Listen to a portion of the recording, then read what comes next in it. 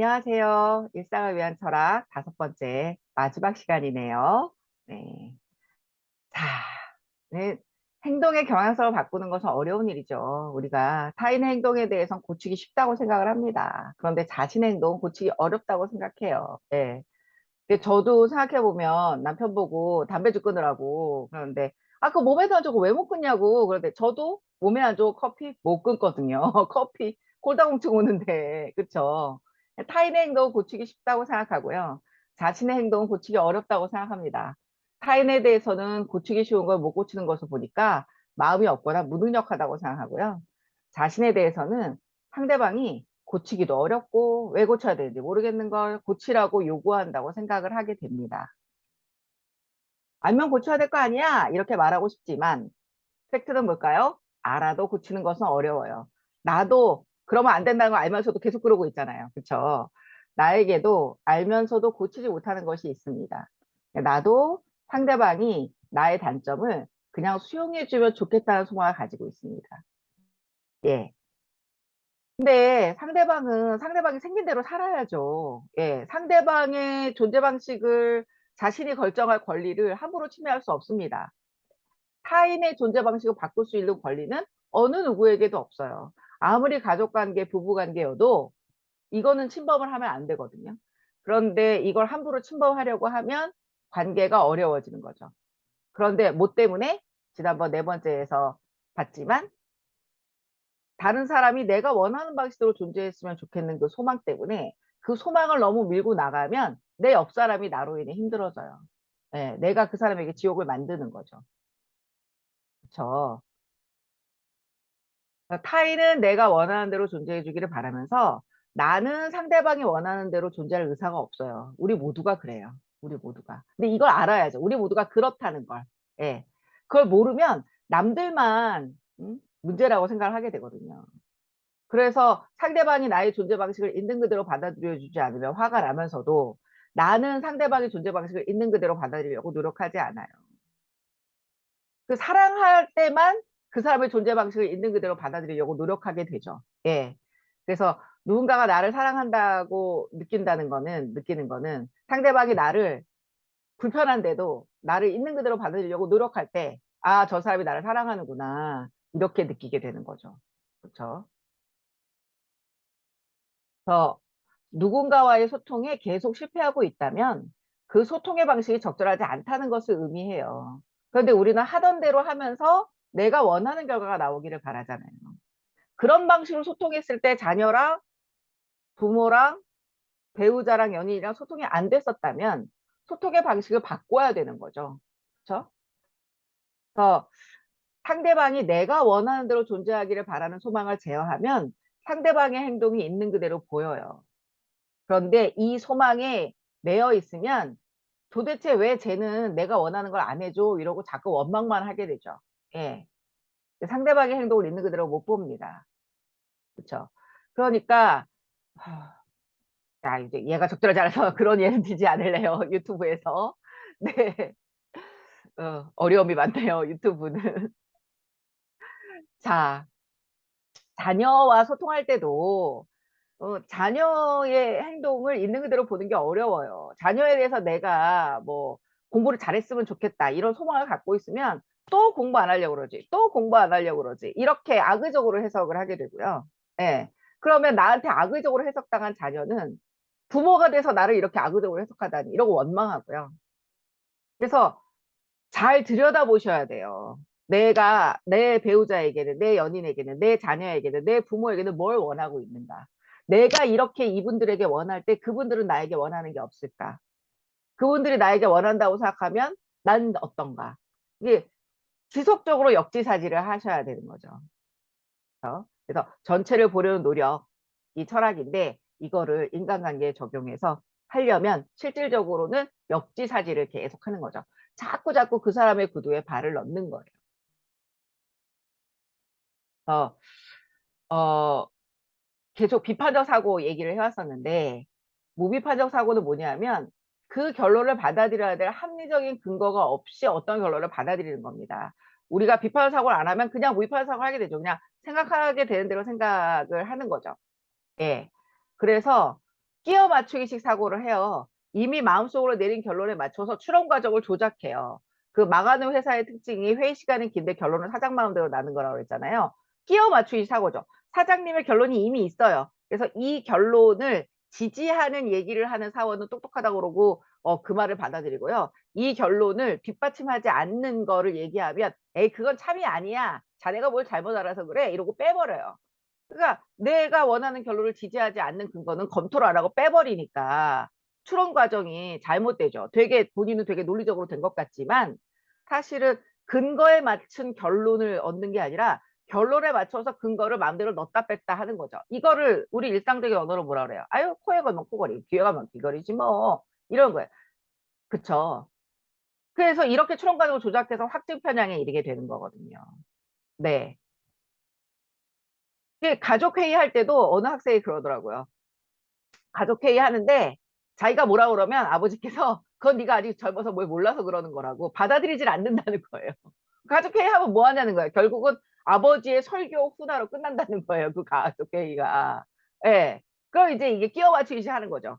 그래서 본인 마음에 맞는 얘기를 하는 자녀는 똑똑하다고 그러고 본인 마음에 맞지 않는 얘기를 하는 자녀는 네가 아직 뭘 모른다고 그러고 그렇게 해서 끼워 맞춘 거죠. 결론에 맞춰서 근거를 갖다 끼워 맞추는 거예요. 근거가 이렇고 이렇고 이러면 우리는 어떤 결론에 도달해야 되지? 이게 비판적 사고인데 거꾸로 올라가는 거죠. 예, 끼워맞추기 사고는. 자, 그 다음에 소망적 사고는 합리적인 근거에 따라서 생각을 가져가야 되는데 위시에 따라서 생각을 가져가는 거예요. 예. 사실은 냉철하게 생각을 하면요. 증시에서 누가 대박이 났다라고 하지만 한 명이 대박이 날려면 만 명은 쪽박을 차야 되잖아요. 그럼 내가 그 한 명에 속하기가 쉽겠어요? 만 명에 속하기가 쉽겠어요? 확률상. 만 명에 속하기 쉽죠. 근데 만 명은 소문을 못 내고 안 내요. 한 명만 소문을 내죠. 그러니까 대박이 많은 것 같지만 논리적으로 따질 때 한 명의 대박은 만 명의 쪽박을 의미할 수밖에 없기 때문에 예, 절대 다수는 오히려 쪽박이라는 거죠. 그걸 드러나지 않아서 그렇지. 그렇죠? 그래서 소망적 사고는 뭐냐면 생각을 하는 당사자가 자신의 소망하는 바에 영향을 받아서 그렇게 판단할 근거가 없는데도 소망하는 바가 이루어질 것이라고 생각하는 거예요. 네. 내가 가진 주식은 대박을 칠 거야. 이런 왜 무슨 근거로? 어떤 종목인데? 이런 내가 샀으니까 이게 소망적 사고죠. 네. 내가 샀으니까 근거에 있게 생각하는 게 아니라 소망에 있게 생각하는 겁니다. 이제 이 끼어 맞추기식 사고, 소망적 사고, 이게 무비판적 사고입니다. 그래서 이 크리티컬 팅킹 비판적 사고는 따질 것은 따진다의 태도고요. 예. 타당한 근거가 제시된 결론만 수용해요. 내가 원하는 결론을 수용하는 게 아니라 타당한 근거가 제시된 결론만 수용해요. 그리고 소망적 사고는 위시에 딸려가기 때문에 확증 편향에 빠지게 되고요. 예. 끼어 맞추기식 사고를 하게 되는 거죠. 결론을 두고 그거에 맞는 근거에만 눈이 밝는 거예요. 그래서 하고 싶은 일에는 해야 할 이유가 보이고 하기 싫은 일에는 하지 말아야 할 이유가 보인다잖아요. 그러니까 인간은 이 철학적 노력을 하지 않으면요. 그냥 위시풀 띵킹으로 갑니다. 위시풀 띵킹으로 가요. 나랑 싸운 사람은 못된 인간이어야 되고요. 나랑 싸운 사람은 그 사람에게 타당한 측면이 있으면 안 돼요. 다 못된 인간이어야 되고요. 이 위시풀 띵킹으로 갑니다. 근데 위시풀 띵킹으로 가면 있는 그대로의 현실을 못 보죠. 있는 그대로의 현실을 못 보면 이 현실을 내가 원하는 방향으로 조정하기도 어려워집니다. 현실에 적합한 노력을 못 하기 때문이에요. 그렇죠? 예. 그래서 따질 것은 따지고 내가 이러이러한 이유로 이러이러하게 생각했는데 이 생각이 맞나? 그리고 이러이러한 이유, 이 근거가 정말 참이 맞나? 이걸 자꾸 생각을 해야 되고 내가 이러이러한 근거로 이런 결론에 도달했는데 이 근거가 참이 아니가 바뀔 수 있잖아요. 시간이 지나면. 근데 이 근거가 참이 아니라는 게 드러나면 결론을 당연히 바꾸겠다고 생각하는 거. 그런 게 비판적 사고입니다. 근데 우리는 자꾸 현실의 생각을 맞추려고 하죠. 현실에. 그렇죠? 내가 원하는 방향으로. 예. 자, 비판적 사고를 연습하는 법은 무엇인가? 무엇에 대해서든 왜 그러한가를 묻는 것입니다. 예. 그래서 이게 정말 맞나? 이거를 너무 회의를 하면은 또 사람이 판단을 못하고 결정을 못하니까 문제지만 적절하게 결정을 내려야 될 시점까지는 차분하게 생각해 보면서 이게 정말 맞나를 신중하게 의구심을 기울여 봐야죠. 그러니까 건설적이면서도라고 왜 말하게 되냐면 비판을 위한 비판을 하면 그건 건설적이지 않죠. 생산적인 결론을 얻기 위한 비판을 해야지 건설적이죠. 그리고 이게 정말 맞나? 이렇게 함부로 결론으로 점핑하지 않고 함부로 결론으로 비약하지 않고 정말 맞나? 이래서 여러 가지 변수들을 고려해 보는 거죠. 그래서 내 혼자 생각하기 어려울 때 다른 사람하고 대화를 나누면서 나는 이 문제가 이렇게 보이는데 네가 볼 때는 어때? 이런 대화를 해야 되는 거죠. 남의 험담을 하는 게 아니라. 그렇죠? 그래서 내가 생각하기 힘든 가능성을 논의를 해야죠. 내가 타당할 가능성이 치우치는 것 같으면 내 눈에 자꾸 타당해 보이면 타당하지 않을 가능성을 얘기해 보라고 주변 사람한테 얘기를 해야 되고 내가 타당하지 않을 가능성 쪽으로만 생각이 가는 것 같으면 타당할 가능성을 얘기해 보라고 주변에게 얘기를 해야 되고 그래서 여러 사람에게 물어보면서 종합적으로 타당할 가능성, 타당하지 않을 가능성 잘 생각해서 종합적인 결론을 얻어내야죠. 예. 그렇게 근거를 가지고 판단을 해야지만 점점 더 판단 능력이 좋아져서 현실을 내가 원하는 방향으로 바꾸는 쪽에 결정을 더 잘하게 됩니다. 현실을 무시해 버리면 현실을 내가 원하는 방향으로 바꾸는 합리적 노력을 못 하게 되죠. 예. 그래서 아야 뭐 그런 거지 뭐 이렇게 습관적인 사고에 의존하는 것은 비철학적인 거고요.